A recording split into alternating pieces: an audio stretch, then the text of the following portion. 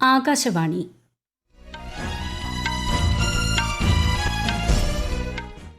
നമസ്കാരം. വാർത്തകൾ വായിക്കുന്നത് സോഫിയ ഡാനിയൽ.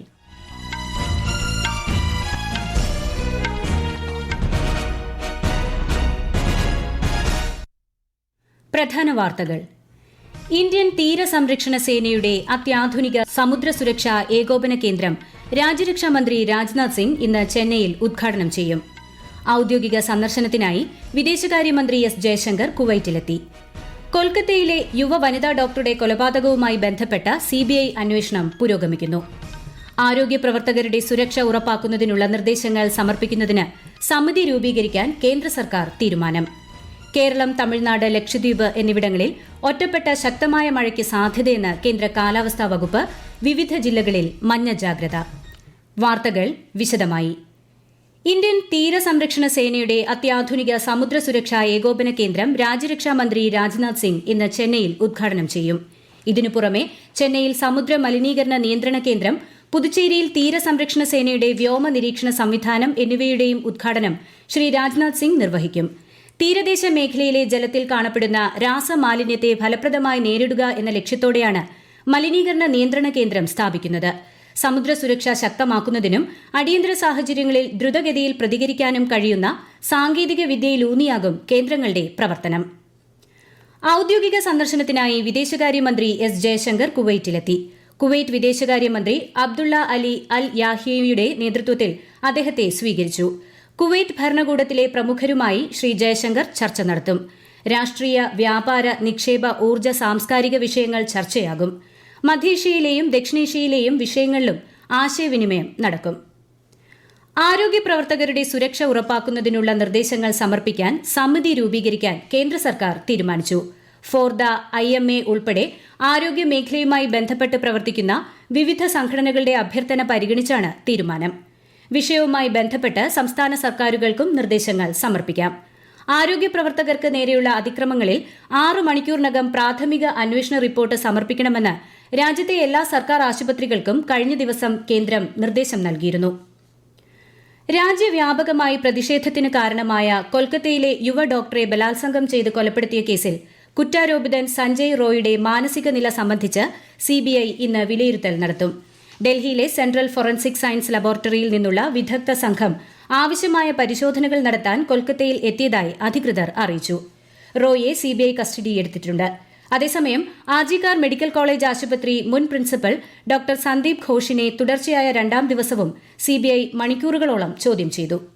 കൊൽക്കത്തയിൽ യുവ വനിതാ ഡോക്ടർ കൊല്ലപ്പെട്ടതുമായി ബന്ധപ്പെട്ടുള്ള സംഘർഷ സാധ്യത കണക്കിലെടുത്ത് പ്രദേശത്ത് ആളുകൾ അനധികൃതമായി ഒത്തുകൂടുന്നത് തടയാൻ പോലീസ് നിയന്ത്രണങ്ങൾ ഏർപ്പെടുത്തി.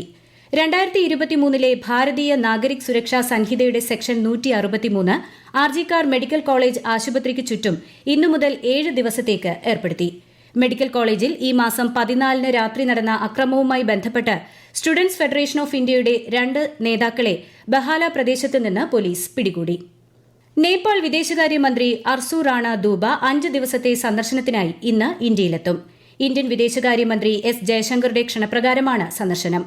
അയൽപ്പക്കം ആദ്യം എന്ന ഇന്ത്യൻ നയത്തിൽ നേപ്പാളിന് സുപ്രധാന സ്ഥാനമാണുള്ളതെന്ന് ഇന്ത്യൻ വിദേശകാര്യ മന്ത്രാലയം അറിയിച്ചു.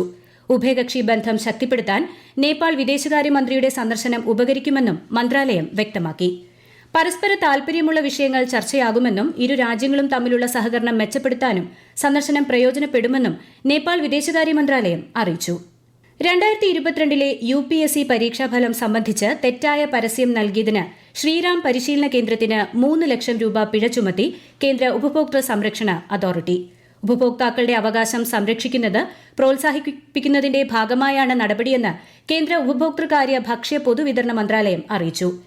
2019 ഉപഭോക്തൃ സംരക്ഷണ നിയമപ്രകാരം ശ്രീറാം പരിശീലന കേന്ദ്രം നൽകിയ പരസ്യം തെറ്റിദ്ധരിപ്പിക്കുന്നതാണെന്ന് കണ്ടെത്തിയതിന്റെ അടിസ്ഥാനത്തിൽ ചീഫ് കമ്മീഷണർ നിധി ഖരെ, കമ്മീഷണർ അനുപം മിശ്ര എന്നിവർ പരസ്യം നൽകുന്നത് ഉടൻ തന്നെ നിർത്തിവെക്കാൻ ഉത്തരവിട്ടിരുന്നു. പരസ്യത്തിലെ വിവരമനുസരിച്ച് 200-ലധികം പേർക്ക് ഈ കേന്ദ്രത്തിൽ നിന്ന് പരിശീലനം നേടിയതിലൂടെ സിവിൽ സർവീസ് പരീക്ഷയിൽ വിജയിക്കാനായെന്നും എന്നാൽ യഥാർത്ഥത്തിൽ 171 ഉദ്യോഗാർത്ഥികൾ മാത്രമാണ് യോഗ്യത നേടിയതെന്ന് CCPA കണ്ടെത്തിയിരുന്നു. മുല്ലപ്പെരിയാർ അണക്കെട്ടിന്റെ സുരക്ഷ സംബന്ധിച്ച് ശാസ്ത്രീയ വശങ്ങൾ കണ്ടെത്താൻ ISRO പോലുള്ള സ്ഥാപനങ്ങൾക്ക് കഴിയുമെന്ന് കേന്ദ്ര സഹമന്ത്രി സുരേഷ് ഗോപി. ദേശീയ ബഹിരാകാശ ദിനത്തോടനുബന്ധിച്ച് തിരുവനന്തപുരം VSSCയിൽ സംഘടിപ്പിച്ച സിംപോസിയം ഉദ്ഘാടനം ചെയ്യുകയായിരുന്നു അദ്ദേഹം. മുല്ലപ്പെരിയാർ അണക്കെട്ട് ഒരു ഭീതിയായി നിലനിൽക്കുകയാണെന്നും അദ്ദേഹം ആശങ്ക പ്രകടിപ്പിച്ചു. ഈ വാർത്തകൾ ആകാശവാണിയിൽ നിന്ന്. ആകാശവാണി വാർത്തകളും വാർത്താധിഷ്ഠിത പരിപാടികളും all India radio news Thiruvananthapuram എന്ന യൂട്യൂബ് ചാനലിൽ ലഭ്യമാണ്. കൂടുതൽ വാർത്തകൾക്കായി @all India radio news Thiruvananthapuram എന്ന ഫേസ്ബുക്ക് പേജും @ARnews_TVM എന്ന എക്സ് ഹാൻഡിലും സന്ദർശിക്കാം. അടുത്ത 2 ദിവസങ്ങളിൽ കേരളം, തമിഴ്നാട്, ലക്ഷദ്വീപ് എന്നിവിടങ്ങളിൽ ഒറ്റപ്പെട്ട ശക്തമായ മഴയ്ക്ക് സാധ്യതയുണ്ടെന്ന് കേന്ദ്ര കാലാവസ്ഥാ വകുപ്പ്. ഈ ദിവസങ്ങളിൽ കിഴക്കൻ സംസ്ഥാനങ്ങളിലും ശക്തമായ മഴ ഉണ്ടാകുമെന്നാണ് കാലാവസ്ഥാ പ്രവചനം. തെക്കൻ ബംഗ്ലാദേശിന് മുകളിലുള്ള ന്യൂനമർദ്ദം നാളെയോടെ വടക്ക് പടിഞ്ഞാറ് ദിശയിലേക്ക് നീങ്ങുകയും ബംഗ്ലാദേശിനും അതിനോട് ചേർന്നുള്ള ഗംഗാതീര പശ്ചിമ ബംഗാളും ന്യൂനമർദ്ദ മേഖലയായി മാറുന്നതിന്റെ ഫലമായാണ് മഴ ശക്തി പ്രാപിക്കുന്നത്. കേരളത്തിൽ ഇന്നും വ്യാപക മഴയ്ക്ക് സാധ്യതയുണ്ടെന്ന് കേന്ദ്ര കാലാവസ്ഥാ വകുപ്പ്. വിവിധ ജില്ലകളിൽ മഞ്ഞ ജാഗ്രത പ്രഖ്യാപിച്ചിട്ടുണ്ട്. കേരള ലക്ഷദ്വീപ് തീരങ്ങളിൽ മത്സ്യബന്ധനത്തിനും വിലക്കുണ്ട്. ശബരിമലയിൽ ഭസ്മക്കുളം മാറ്റി സ്ഥാപിക്കുന്നതുമായി ബന്ധപ്പെട്ട സ്ഥാനനിർണയം നടന്നു. വാസ്തുശാസ്ത്ര വിജ്ഞാന കേന്ദ്രം അധ്യക്ഷൻ കെ മുരളീധരനാണ് സ്ഥാനനിർണയം നടത്തിയത്. മകരജ്യോതി, ശബരി ഗസ്റ്റ് ഹൌസുകൾക്ക് സമീപമാണ് പുതിയ ഭസ്മക്കുളം നിർമ്മിക്കുക. നിലവിലെ ഭസ്മക്കുളത്തിന്റെ വൃത്തി സംബന്ധിച്ചുള്ള വിമർശനങ്ങൾ ഉയർന്ന സാഹചര്യത്തിലാണ് ഭസ്മക്കുളം മാറ്റി സ്ഥാപിക്കാൻ തീരുമാനിച്ചത്. മോട്ടോർ സൈക്കിൾ ഒഴികെയുള്ള ഡ്രൈവിംഗ് സ്കൂൾ വാഹനങ്ങൾക്ക് കേരള സംസ്ഥാന ട്രാൻസ്പോർട്ട് അതോറിറ്റി ഏകീകൃത കളർ കോഡ് നടപ്പിലാക്കാൻ തീരുമാനിച്ചു. ആംബർ മഞ്ഞ നിറമാണ് തീരുമാനിച്ചിരിക്കുന്നത്. ഡ്രൈവിംഗ് പരിശീലനം നടത്തുന്ന വാഹനങ്ങൾ തിരക്കേറിയ നിരത്തിൽ വേഗത്തിൽ തിരിച്ചറിയാനും പ്രത്യേക പരിഗണന ലഭിക്കാനും ഈ നിറം സഹായിക്കും. ഈ വർഷം ഒക്ടോബർ 1 തീയതി മുതൽ തീരുമാനം നടപ്പിലാക്കാനാണ് നിർദ്ദേശം. കേരളീയരായ പ്രവാസി വനിതകളുടെ പരാതികളും പ്രശ്നങ്ങളും പരിഹരിക്കുന്നതിന് NRK വനിതാ സെല്ലിൽ ബന്ധപ്പെടാമെന്ന് നോർക്ക റൂട്ട്സ് അറിയിച്ചു. ദുരിതമനുഭവിക്കുന്ന സ്ത്രീകൾക്കോ അവരുടെ പ്രതിനിധികൾക്കോ ഹെൽപ്പ് ലൈനുമായി 24 മണിക്കൂറും ബന്ധപ്പെടാം. ഇന്ത്യയിൽ നിന്നും 1842-53-939 എന്ന നമ്പറിലും വിദേശത്തു നിന്നും +91 8802 012345 എന്ന ടോൾ ഫ്രീ നമ്പറിലും വിവരങ്ങൾ അറിയിക്കാം. womencell.norca@kerala.gov.in എന്ന ഇമെയിൽ വിലാസത്തിലും പരാതികൾ അറിയിക്കാം. വിസ, പാസ്പോർട്ട് സംബന്ധമായ പ്രശ്നങ്ങൾ, നാട്ടിലേക്ക് മടങ്ങൽ, തൊഴിൽ കരാർ ലംഘനങ്ങൾ, വേതനം സംബന്ധിച്ച തർക്കങ്ങൾ തുടങ്ങിയ പ്രശ്നങ്ങൾക്ക് പരിഹാരം കണ്ടെത്തുന്നതിനാണ് സെൽ രൂപീകരിച്ചിരിക്കുന്നത്. അമേരിക്കയിൽ നടക്കുന്ന സിൻസിനാറ്റി ഓപ്പൺ ടെന്നീസ് ടൂർണമെന്റിന്റെ സെമി ഫൈനലിൽ ഇന്ന് വനിതകളുടെയും പുരുഷന്മാരുടെയും ലോക 1-ാം നമ്പർ താരങ്ങളായ ഇഗ സ്വിയറ്റെക്കും ജാനിക് സിന്നറും മത്സരിക്കും. പോളിഷ് താരം സ്വിറ്റെക് ബെലാറസ് താരം അരിന സബലെങ്കയെ നേരിടുമ്പോൾ ഇറ്റലിയിൽ നിന്നുള്ള സിന്നർ ജർമ്മനിയിൽ നിന്നുള്ള അലക്സാണ്ടർ സ്വരവയെ നേരിടും. ഈ വർഷത്തെ ബാഡ്മിന്റൺ ഏഷ്യ ജൂനിയർ ചാമ്പ്യൻഷിപ്പ് മറ്റന്നാൾ ആരംഭിക്കും. ചൈനയിലെ ചെങ്ഡുവിൽ നടക്കുന്ന ചാമ്പ്യൻഷിപ്പിൽ അണ്ടർ-15, അണ്ടർ-17 വിഭാഗങ്ങളിലാണ് മത്സരങ്ങൾ നടക്കുക. ഇന്ത്യയിൽ നിന്നുള്ള 39 കായിക താരങ്ങളാണ് മത്സരത്തിൽ പങ്കെടുക്കുന്നത്. ചെങ്ഡുവിൽ നടന്ന ചാമ്പ്യൻഷിപ്പിന്റെ അവസാന പതിപ്പിൽ ഇന്ത്യ 1 സ്വർണവും 1 വെള്ളിയും 1 വെങ്കലവും നേടിയിരുന്നു. 2025 ചാമ്പ്യൻഷിപ്പിന് ആതിഥേയത്വം വഹിക്കുന്നത് ഇന്ത്യയാണ്. US state secretary Antony Blinken ഇന്ന് ഇസ്രായേലിലെ ടെൽ അവീവ് സന്ദർശിക്കും. ഗസയിൽ വെടിനിർത്തൽ കരാർ സംബന്ധിച്ച വാഷിംഗ്ടണിന്റെ നയതന്ത്ര നീക്കത്തിന്റെ ഭാഗമായാണ് സന്ദർശനം. കഴിഞ്ഞ വർഷം ഒക്ടോബറിൽ തെക്കൻ ഇസ്രായേലിൽ ഹമാസ് ഭീകരർ ആക്രമണം നടത്തിയതിനു ശേഷം പശ്ചിമേഷ്യയിലേക്കുള്ള അദ്ദേഹത്തിന്റെ 9ാമത്തെ സന്ദർശനമാണ് ഇത്. 2 ദിവസം മുൻപ് ദോഹയിൽ വച്ചും ഇസ്രായേലും ഹമാസും തമ്മിൽ സമാധാന ചർച്ചകൾ നടന്നിരുന്നു. നിലവിൽ കെയ്റോയിൽ നടക്കുന്ന ചർച്ചയിൽ അമേരിക്കൻ ഉന്നത നയതന്ത്ര പ്രതിനിധി മേൽനോട്ടം വഹിക്കും.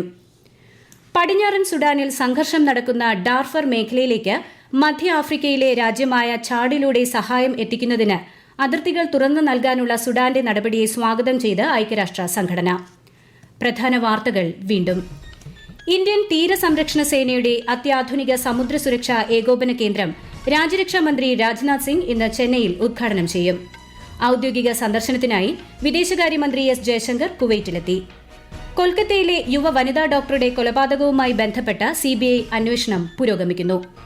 ആരോഗ്യ പ്രവർത്തകരുടെ സുരക്ഷ ഉറപ്പാക്കുന്നതിനുള്ള നിർദ്ദേശങ്ങൾ സമർപ്പിക്കുന്നതിന് സമിതി രൂപീകരിക്കാൻ കേന്ദ്ര സർക്കാർ തീരുമാനം. കേരളം, തമിഴ്നാട്, ലക്ഷദ്വീപ് എന്നിവിടങ്ങളിൽ ഒറ്റപ്പെട്ട ശക്തമായ മഴയ്ക്ക് സാധ്യതയെന്ന് കേന്ദ്ര കാലാവസ്ഥാ വകുപ്പ്. കേരളത്തിൽ വിവിധ ജില്ലകളിൽ മഞ്ഞ ജാഗ്രത. വാർത്തകൾ കഴിഞ്ഞു. അടുത്ത വാർത്താ പ്രക്ഷേപണം വൈകുന്നേരം 6:30.